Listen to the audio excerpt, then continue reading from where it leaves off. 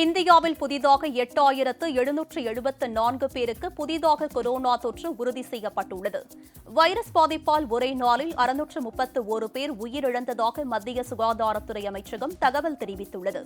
தற்போது கொரோனா பாதிப்புடன் 1,05,691 பேர் சிகிச்சை பெற்று வருவதாகவும் கூறப்பட்டுள்ளது. 543 நாட்களுக்கு பிறகு நோய் பாதிப்புடன் சிகிச்சை பெற்று வருவோரின் எண்ணிக்கை குறைந்துள்ளதாக மத்திய சுகாதாரத்துறை அமைச்சகம் தெரிவித்துள்ளது.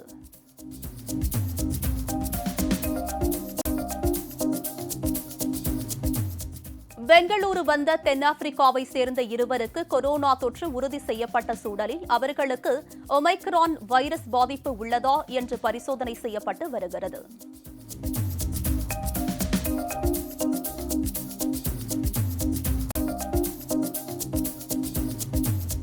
பிரிட்டனில் இருவருக்கு ஒமைக்ரான் உருமாற்ற கொரோனா பரவத் தொடங்கியுள்ளதால் அங்கு புதிய கொரோனா கட்டுப்பாடுகள் அமல்படுத்தப்பட்டுள்ளன.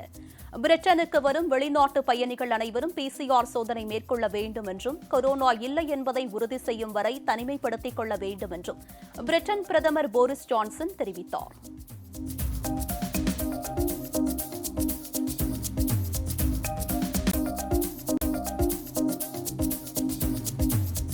ஒமைக்ரான் உருமாற்ற கொரோனா பரவல் கொரோனா கட்டுப்பாடுகளை மறந்த இந்திய மக்களுக்கு ஒரு எச்சரிக்கை என்று உலக சுகாதார அமைப்பின் மூத்த விஞ்ஞானி சௌமியா சுவாமிநாதன் தெரிவித்துள்ளார்.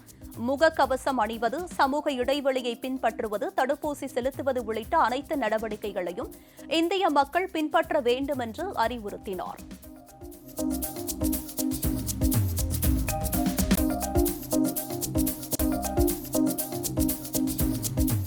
ஒமைக்ரான் வைரஸ் பரவல் காரணமாக ஆப்பிரிக்காவின் 8 நாடுகளில் இருந்து வருவோருக்கு அமெரிக்கா பயண தடை விதித்திருக்கிறது.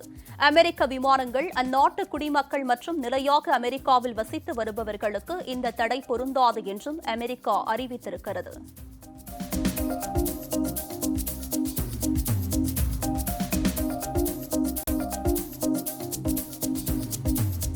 பிரிட்டன், ஜெர்மனி, ஆஸ்திரேலியா, இத்தாலி ஆகிய நாடுகளுக்கு ஒமைக்ரான் கொரோனா தொற்று பரவியுள்ளது. போஸ்வானாவில் பரவத் தொடங்கிய இந்த ஒமைக்ரான் கொரோனா தொற்று வேகமாக பிற நாடுகளுக்கும் பரவி வருவதால் 3வது கொரோனா அலை குறித்த அச்சம் எழுந்திருக்கிறது.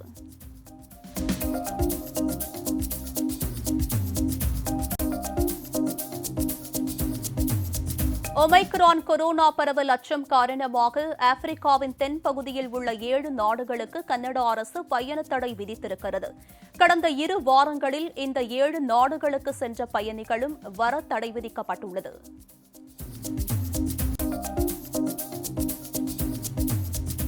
துருக்கியில் பெண்களுக்கு எதிரான குற்றங்களை குறைப்பதற்கான சர்வதேச தினத்தை ஒட்டி மகளிர் அமைப்பினர் நடத்திய போராட்டத்தில் பல்லாயிரக்கணக்கானோர் பங்கேற்றனர். பெண்களுக்கு எதிரான குற்றங்களை கண்டித்து இஸ்தான்புல்லில் உள்ள தக்ஷிம் சதுக்கத்தை நோக்கி பெண்கள் பேரணியாக சென்றனர்.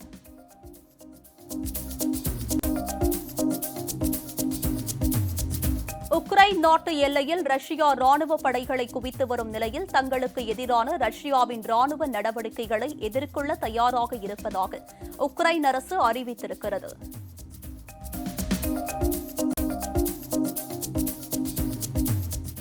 ஒடிசா மாநிலத்தில் சமாக்பூரில் அரசு பள்ளியைச் சேர்ந்த 25 மாணவர்களுக்கு கொரோனா தொற்று உறுதி செய்யப்பட்டது. மாணவர்கள் தனிமைப்படுத்தப்பட்டிருப்பதாகவும் அவர்களது நிலைமை சீராக இருப்பதாகவும் மயூர் பான்ஷ் மாவட்ட சுகாதாரத்துறை அதிகாரி ரூபாவனோ மிஸ்ரா தெரிவித்தார். மாணவர்கள் உடல்நிலையை மருத்துவக் குழுவினர் தொடர்ந்து கண்காணித்து வருவதாகவும் தெரிவித்தார்.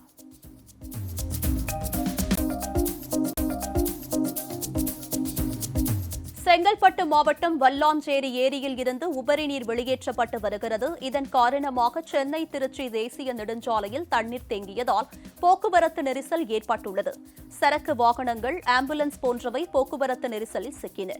இதேபோல கூடுவாஞ்சேரி முதல் சிங்கப்பெருமாள் கோவில் வரை வாகனங்கள் அணிவகுத்து நிற்கின்றன.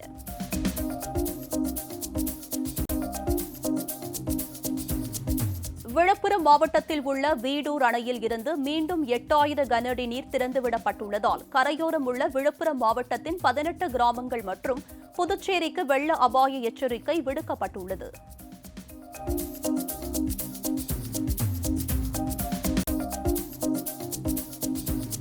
திருவேற்காடு அருகே குடியிருப்பு பகுதிகளுக்குள் தண்ணீர் சூழ்ந்ததால் பொதுமக்கள் படகுகள் மூலம் பத்திரமாக மீட்கப்பட்டனர்.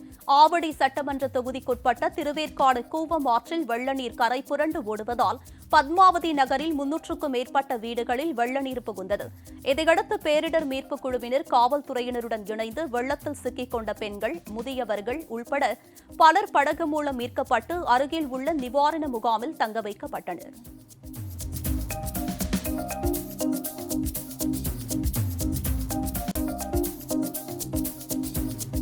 செங்கல்பட்டு மாவட்டம் மதுராந்தகம் ஏரிக்கு நீர்வரத்து தொடர்ந்து அதிகரித்து வருவதால் வினாடிக்கு 29,500 கன அடி உபரி நீர் வெளியேற்றப்படுகிறது.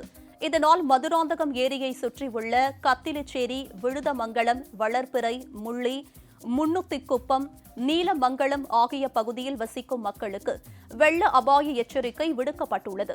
அதேபோல முருக்கஞ்சேரி, குன்னத்தூர், கருங்குடி, இருசமநல்லூர், பூதூர், ஈஸ்டூர் உள்ளிட்ட கிராம மக்களுக்கும் வெள்ள அபாய எச்சரிக்கை விடுக்கப்பட்டுள்ளதாக பொதுப்பணித்துறை அதிகாரிகள் தெரிவித்துள்ளனர்.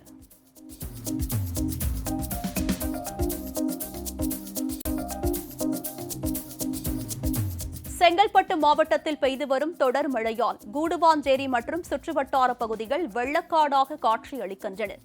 நந்திவரம் மற்றும் ஊரப்பாக்கம் ஏரிகளில் இருந்து உபரி நீர் வெளியேற்றப்படுவதால் கூடுவாஞ்சேரி மற்றும் சுற்றுவட்டார பகுதியில் வெள்ளம் சூழ்ந்திருக்கிறது.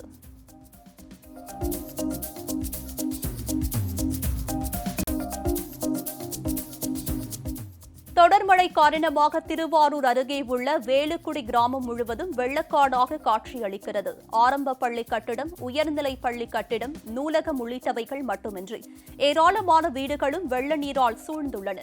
இந்த பகுதியில் உள்ள கால்வாய்கள் தூர் வாராததால் வெள்ள நீர் வடியாமல் தேங்கி கிடப்பதால் நோய் பரவும் அபாயம் ஏற்பட்டுள்ளது. எனவே கால்வாய்களை முழுமையாக தூர்வாரி மழைநீர் செல்ல வழித்தடம் ஏற்படுத்த வேண்டும் என்று அப்பகுதி மக்கள் கோரிக்கை வைத்துள்ளனர்.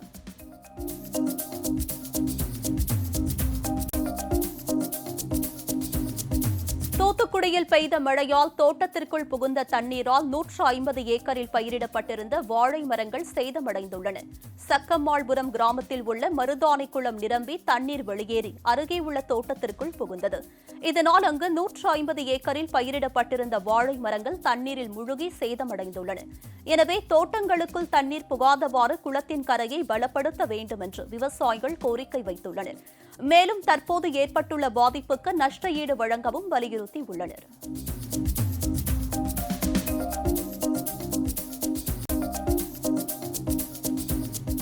ராமநாதபுரம் அருகே வைகை ஆற்றில் செல்லும் தண்ணீரை கண்மாய்களுக்கு திறந்துவிடக் கோரி பொதுமக்கள் பொதுப்பணித்துறை அதிகாரிகளுடன் வாக்குவாதத்தில் ஈடுபட்டனர். வைகை ஆற்றில் செல்லும் தண்ணீர் பார்த்திபனூர் மதகு அணையில் இருந்து வலது, இடது பிரதான கால்வாய்களில் பாசனத்திற்கு தண்ணீர் திறந்துவிடப்படுகிறது. அதேபோன்று தெளிச்சாத்தநல்லூர் படுகை அணையில் இருந்து தண்ணீர் திறந்துவிடக் கோரி பொதுப்பணித்துறை அதிகாரிகளுடன் பொதுமக்கள் வாக்குவாதத்தில் ஈடுபட்டனர். இதையடுத்து தெளிச்சாத்தநல்லூர் படுகை அணையில் இருந்து தண்ணீர் திறக்கப்பட்டது.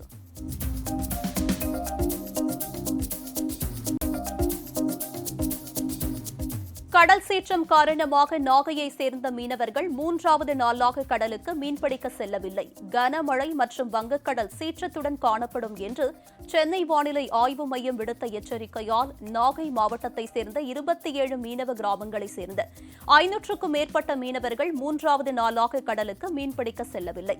இதனால் படகுகள் கட்டுமரங்கள் கரைகளிலும் விசைப்படகுகள் துறைமுகங்களிலும் பாதுகாப்பாக நிறுத்தி வைக்கப்பட்டுள்ளன. மேலும் நடுக்கடலில் மீன்பிடிக்க சென்ற மீனவர்களும் கரைக்கு திரும்பி வருகின்றனர்.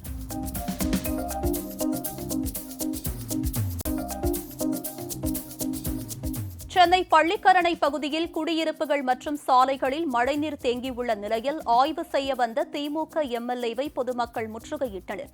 திமுக எம்எல்ஏவை சூழ்ந்து கொண்ட பொதுமக்கள் உடனடியாக தேங்கியுள்ள மழைநீரை வெளியேற்ற வேண்டும் என வாக்குவாதத்தில் ஈடுபட்டனர்.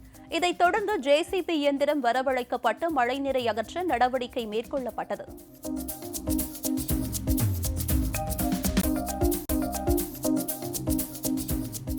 கும்பகோணம் அருகே தலைமை மருத்துவமனை அருகே உள்ள ஒரு உணவகத்தில் விற்பனை செய்யப்பட்ட இட்லியில் தவளை இருந்ததால் வாடிக்கையாளர்கள் அதிர்ச்சியடைந்தனர். இதுகுறித்த வீடியோ சமூக வலைதளங்களில் வேகமாக பரவி வருகிறது.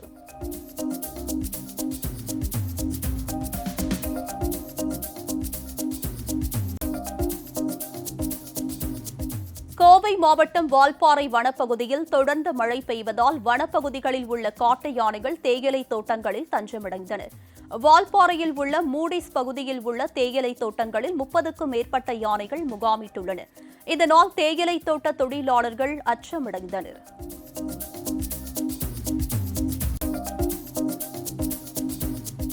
இலங்கை அரசால் கடந்த அக்டோபர் மாதம் 13ஆம் தேதி கைது செய்யப்பட்ட நாகை மீனவர்கள் 18 பேரும் சொந்த ஊர் திரும்பினர். விடுதலையாகி வந்த மீனவர்களை கிராம நிர்வாகிகள் மற்றும் உறவினர்கள் கண்ணீர் மல்க வரவேற்றனர். இலங்கை கடற்படையினர் பறிமுதல் செய்த தங்களின் 2 படகுகளையும் விரைந்து மீட்க மத்திய மாநில அரசுகள் விரைந்து நடவடிக்கை எடுக்க வேண்டும் என்று மீனவர்கள் கோரிக்கை விடுத்தனர்.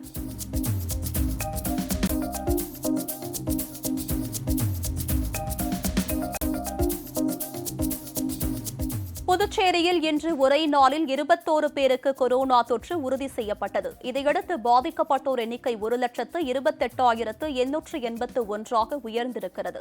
தற்போதைய நிலவரப்படி 312 பேர் கொரோனா பாதிப்புடன் சிகிச்சை பெற்று வருகின்றனர்.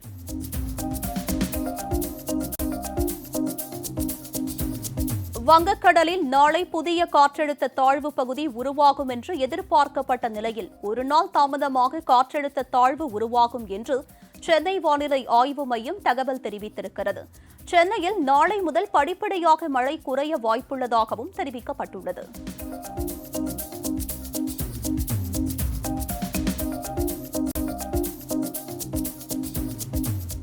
மழையால் பள்ளிகளுக்கு விடுமுறை அளிக்கப்பட்டாலும் பாடத்திட்டத்தை குறைக்க வாய்ப்பில்லை என்றும் பள்ளிகள் திறக்கப்பட்ட பின் கூடுதல் வகுப்புகள் வைத்து பாடங்கள் நடத்தி முடிக்கப்படும் என்றும் பள்ளிக் கல்வித்துறை அமைச்சர் திரு அன்பில் மகேஷ் தெரிவித்துள்ளார்.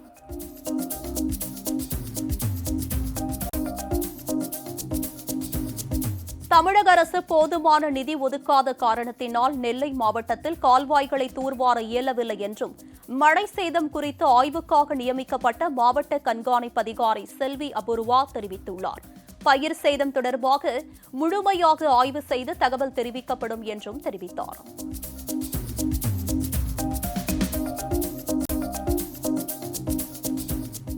நாகப்பட்டினம் அருகே கனமழை காரணமாக 1000 ஏக்கர் விளைநிலங்களில் வெள்ள நீர் புகுந்தது. பயிர்கள் அனைத்தும் அழுகிவிட்டதால் நஷ்டம் ஏற்பட்டுள்ளதாக விவசாயிகள் வேதனை தெரிவித்தனர்.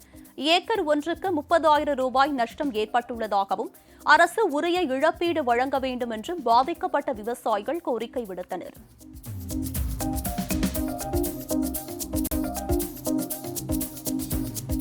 கேரளா மற்றும் மகாராஷ்டிர மாநிலங்களில் இருந்து வருபவர்கள் PCR சோதனை மூலம் கொரோனா இல்லை என்று உறுதி செய்த சான்றிதழ் வைத்திருப்பது கட்டாயம் என்று கர்நாடக அரசு அறிவித்திருக்கிறது. கடந்த 2 வாரங்களில் கேரளாவில் இருந்து வந்த மாணவர்களும் PCR சோதனை செய்வது அவசியம் என்றும் தெரிவிக்கப்பட்டுள்ளது.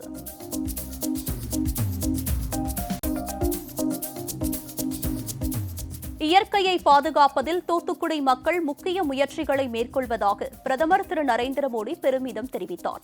83வது மன் கி பாத் நிகழ்ச்சியின் மூலம் நாட்டு மக்களுக்கு உரையாற்றிய அவர் சிறிய தீவுகள் திட்டுகளில் கடலில் முழுகாமல் இருக்க அங்குள்ள மக்கள் பனை மரங்களை நட்டு வைப்பதாக தெரிவித்தார். இயற்கையை நாம் பாதுகாத்தால் பதிலாக இயற்கை நமக்கு வாழ்வாதாரத்தையும் பாதுகாப்பையும் அளிக்கும் என்றும் தெரிவித்தார்.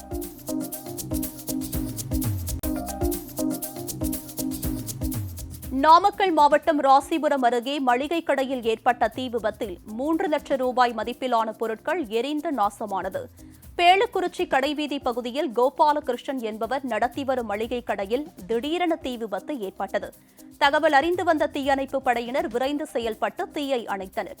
எனினும் இந்த தீ விபத்தில் 3 லட்சம் ரூபாய் மதிப்பிலான பொருட்கள் எரிந்து நாசமானது. விபத்து குறித்து போலீசார் விசாரணை மேற்கொண்டு வருகின்றனர்.